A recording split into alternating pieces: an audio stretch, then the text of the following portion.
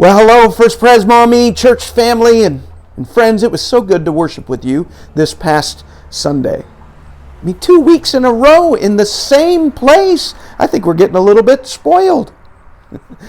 Certainly you know our sanctuary is being renovated. And so these last few weeks, even month or two, have been all sorts of exciting. We've worshiped outside in the front lawn, downstairs in Fellowship Hall. Finally, we got to move to our temporary worship home in the historic chapel. I'm standing outside that chapel right now. We've worshiped there for 2 weeks in a row. We will be worshiping in the chapel until nearly Christmas Eve is when we think we'll be back in the sanctuary.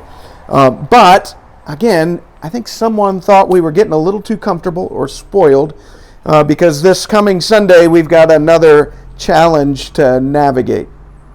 We recently learned that the Garmin Marathon, you may have been hearing about the Garmin Marathon. It's being run from Toledo and down through Rossford, Perrysburg, here in Maumee. We've learned that because of the marathon, the roads nearest to the church will be closed on Sunday morning.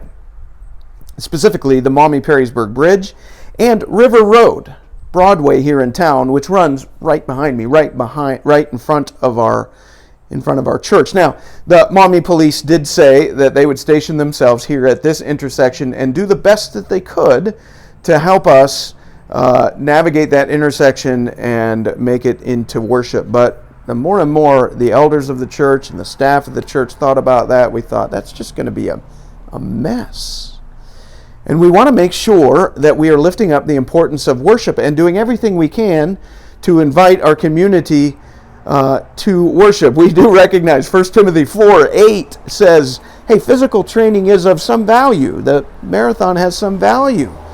But godliness has value for all things, holding promise both for this life and the life to come. Worship is important. I hope you agree with that and will make every effort to come join us. To help in that, we thought it's best not to try to fight the marathon and the traffic and the road closures, and instead think a little outside the box. So we have an alternative plan this coming weekend, and I'll share that with you. Instead of our normal schedule on Sunday morning, we will hold one service on Saturday evening at 5:30. That will be here in the chapel, and it will be offered in our modern worship style, and it will be accompanied by children's church. So if you typically come to our modern service and maybe have family or kids, or simply want to join us on Saturday, we invite you to come here at 5:30. We'll have no trouble with traffic at that time. We will also offer a worship service on Sunday morning. That will be at our normal traditional worship service time. That's 10:45, and in that style, but it will take place at the Reed Chapel at Ohio Living Swan Creek. Ohio Living Swan Creek, not the Metro Park. Ohio Living Swan Creek is a retirement community in South Toledo where many of our members already live. And so we think it would be a convenient place to worship, and we're grateful to that community for welcoming us and allowing us to use their worship space. So there's your two options as alternates to our normal schedule: Saturday here at 5:30 p.m. or Sunday at 10:45 a.m.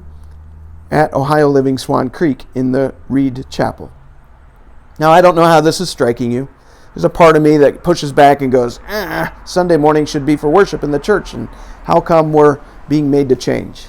I think this is the society in which we live, and I think we ought to be looking for ways to turn these challenges into opportunities, and I invite you to do just that.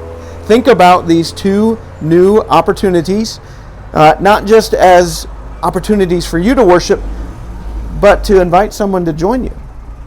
Think about inviting that family you've thought about inviting to church. Invite them to come on Saturday evening and maybe go out to get pizza afterwards. Could be a fun time. Or if you live somewhere near Swan Creek, maybe you are one who lives in that community, you can now say to your neighbor, do you know my church is going to be worshiping right here? Why don't you come with me?